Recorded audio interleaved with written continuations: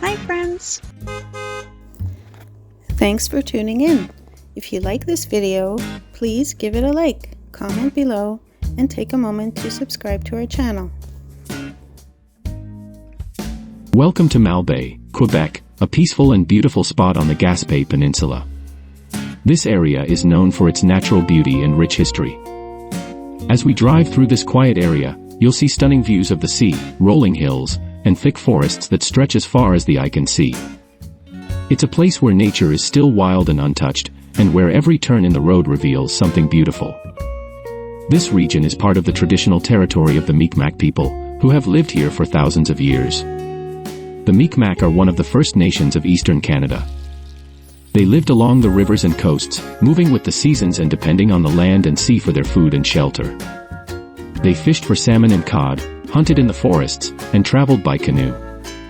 Their knowledge of the land and their deep respect for nature are still felt in this region today. Many Mi'kmaq families continue to live in the Gaspé area, and their culture and traditions remain an important part of the community. Thank you for coming along for this drive through Malbaie, Quebec. We hope the quiet beauty of this place stays with you, just like it has stayed with the Mi'kmaq people for generations.